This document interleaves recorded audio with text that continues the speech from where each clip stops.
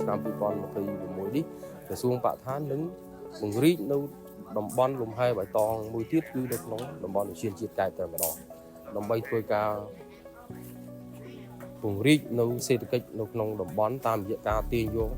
ផលពីនៅក្នុងតំបន់ឧទ្យានជាតិកែបរបស់យើងដើម្បីពង្រឹងសេដ្ឋកិច្ចរបស់ប្រជាពលរដ្ឋនៅក្នុងសហគមន៍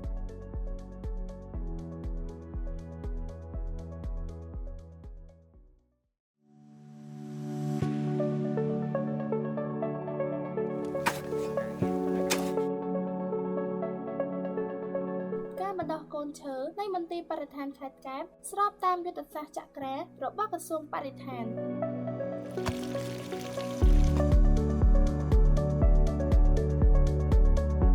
ដើមឈើជាកត្តាមួយយ៉ាងសំខាន់សម្រាប់ផ្ដល់ផលប្រយោជន៍ជាច្រើនដល់មនុស្សសត្វនិងបង្កើតឲ្យសហគមន៍ប្រកបដោយភាពបៃតងនាព្រឹកថ្ងៃទី5ខែកុម្ភៈឆ្នាំ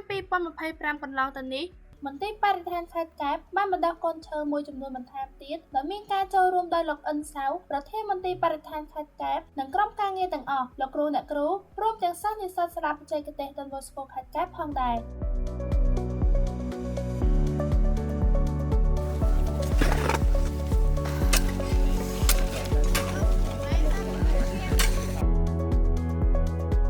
ខ្ញុំពិតជាមានអារម្មណ៍សប្បាយរីករាយខ្លាំងមែនទែនដែលបានចូលរួមក្នុងការដាំកូនឈើជាមួយនឹងបងមន្ទីរបរិស្ថានខេត្តកែបនិងជាផ្នែកមួយដ៏សំខាន់ដែលអាចធ្វើឲ្យសម្រស់ខេត្តកែបកាន់តែមានភាពបៃតង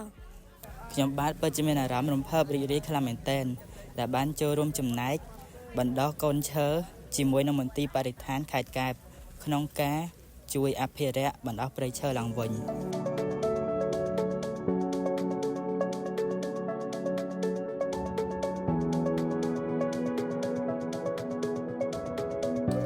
នេះគឺជាកូនថ្នោតដែលយើងបានបដោះនៅក្នុងថ្នាលរយៈពេលអាយុកាលរបស់វាហើយជាអាច4ទៅ5ខែហើយបាទវាដូចជាលេតតិចអញ្ចឹងឬថាឬវានេះដុះវែងអញ្ចឹងពេលដែលយើងយកមកជាប់ក្នុងថោកនេះគឺយើងចាំបាច់ត្រូវការកាត់ឬនេះចេញកាត់ឬនេះចេញដើម្បីឲ្យវាដុះក្តៀងថ្មី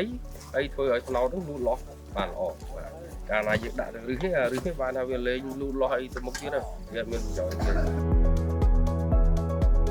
បន្ថែមពីនេះលោកប្រធានមន្ទីរបរិស្ថានខេត្តកែបក៏បានបញ្យល់ផងដែរអំពីអ្វីទៅដែលជាយុទ្ធសាស្ត្រចក្រារបស់ក្រសួងបរិស្ថានកន្លងមកក្រសួងបរិស្ថានបានដាក់ចេញនៅយុទ្ធសាស្ត្រចក្រាក្នុងវិស័យបរិស្ថានដែលមានមុំ3សំខាន់ទី1គឺភាពស្អាតទី2គឺភាពបៃតងហើយទី3គឺចីរភាពគឺសំដៅទៅលើ3ចំណុចសំខាន់ទី1គឺភាពស្អាតនៅលើដីទី2គឺភាពស្អាតនៅក្នុងបរិយាកាសហើយនិងទី3គឺភាពស្អាតនៅក្នុងទឹកចំពោះភាពស្អាតនៅលើដីមន្ទីរបរិស្ថានគឺបានសហការយ៉ាងល្អជាមួយនឹងអាជ្ញាធរមូលដ្ឋានក៏ដូចជាអង្គភាពពាក់ព័ន្ធគឺបានធ្វើការផ្សព្វផ្សាយបញ្ជ្រាបអ្វីដែលសំខាន់នោះគឺយុទ្ធនាការថ្ងៃនេះខ្ញុំមិនប្រើថង់ប្លាស្ទិកទេដែលសកម្មភាពនេះយើងបានធ្វើការផ្សព្វផ្សាយដល់សាលារៀនវត្តអារាមដល់សហគមន៍ក៏ដូចជាតំបន់ទេសចរនានានៅក្នុងខេត្តកែបហើយទី2នោះគឺយើងបានអនុវត្តនៅយុទ្ធសាស្ត្រការសម្អាតថង់ប្លាស្ទិកនៅតាមដងផ្លូវជាតិដោយកន្លងមកយើងបានសហការជាមួយនឹងអាជ្ញាធរក្រុងស្រុកហើយនឹងនៅតាមបណ្ដាវិទ្យាល័យអនុវិទ្យាល័យនានានៅក្នុងខេត្តនេះគឺបានធ្វើយុទ្ធនាការសម្អាតថង់ប្លាស្ទិកនៅតាមដងផ្លូវហើយទី3នោះគឺដោយទទួលបានការគ្រប់គ្រងពីក្រសួងបរិស្ថានមន្ទីរបរិស្ថានខេត្តកែបគឺបានធ្វើការចែកជូននៅធុងសម្រាមដល់សាលារៀនវត្តអារាមមណ្ឌលសុខភាពមន្ទីរពេទ្យហើយនឹងឃុំសង្កាត់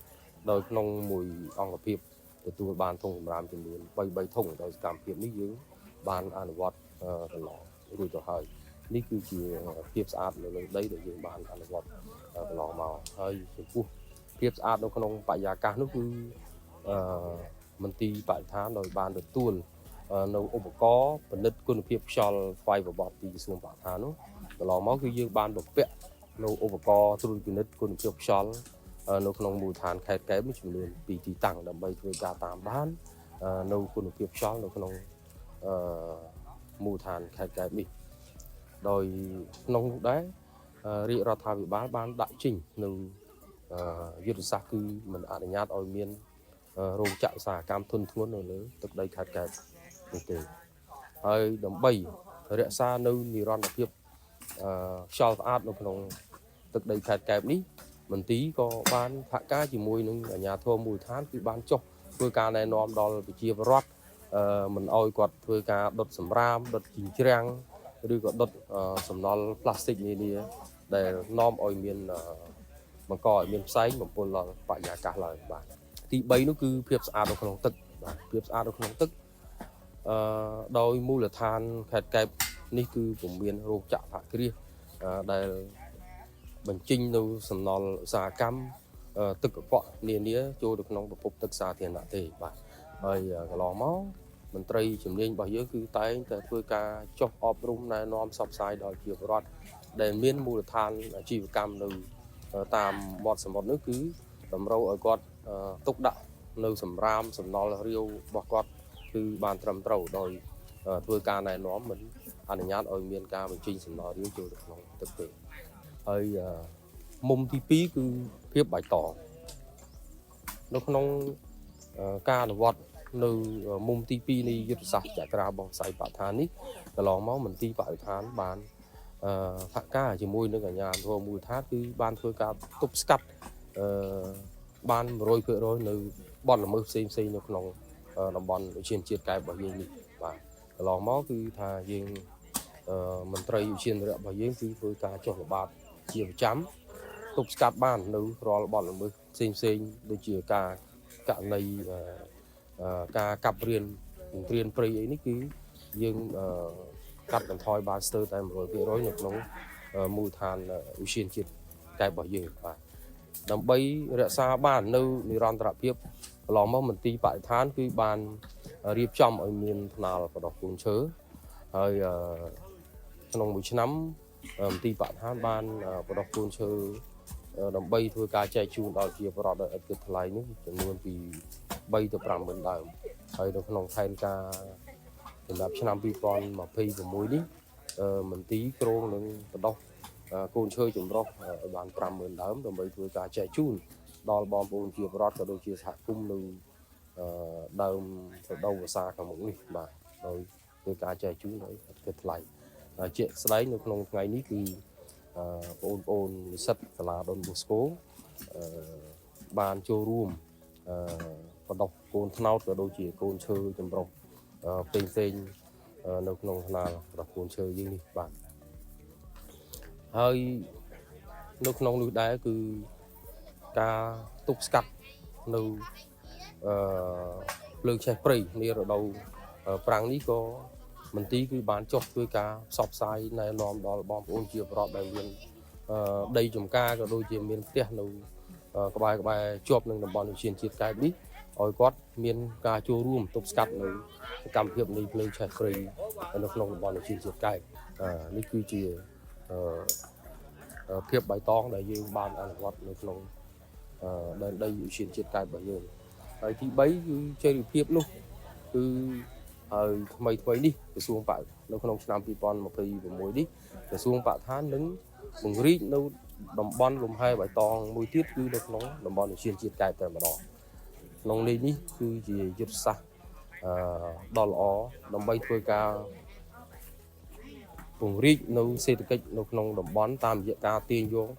ផលពីនៅក្នុងតំបន់ឧទ្យានជាតិកែបរបស់យើងដើម្បីពង្រឹងសេដ្ឋកិច្ចរបស់ប្រជាពលរដ្ឋនៅក្នុងសហគមន៍តាមរយៈការពង្រីកកសាងហេដ្ឋារចនាសម្ព័ន្ធមួយចំនួននៅក្នុងតំបន់ឧទ្យានជាតិកែបដើម្បីទាក់ទាញភ្ញៀវទេសចរទាំងក្នុងស្រុកទាំងភ្ញៀវអន្តរជាតិចូលមកទស្សនាកម្សាន្តនៅក្នុងតំបន់ឧទ្យានជាតិកែបរបស់យើងហើយមួយទៀតនៅក្នុងតំបន់ឧទ្យានជាតិកែបផងដែរគឺក្រសួងបរិស្ថានហើយនិងអាជ្ញាធរខេត្តរួមជាមួយនឹងដៃគូពាក់ព័ន្ធបានរៀបចំមជ្ឈមណ្ឌលវិបស្សនានៅក្នុងតំបន់ឧទ្យានជាតិកែបដែលបច្ចុប្បន្នមានឈ្មោះថាមជ្ឈមណ្ឌលវិបស្សនាទុរៈដែលបច្ចុប្បន្នយើងធ្វើទីតាំងនោះគឺបានធ្វើការកសាងបានប្រមាណជា 80% ហើយមណ្ឌលនោះនឹងក្លាយជាតំបន់វិបស្សនាយ៉ាងសំខាន់សម្រាប់ បងប្អូនជាបរដ្ឋនៅក្នុងតំបន់ផងដែរហើយនៅទីតាំងនោះផងដែរគឺបាននឹងកំពុងកសាងនៅរូបព្រះពុទ្ធបដិមាករដែលមានកម្ពស់45ម៉ែត្រ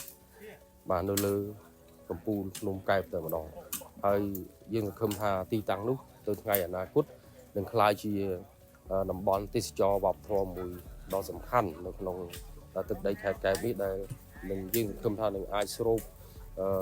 យកភ្ញៀវទេសចរទាំងក្នុងស្រុកទាំងក្រៅស្រុកដែលចូលមកសម្រាប់ទស្សនានៅក្នុងតំបន់នេះផងបាទសូមអរគុណ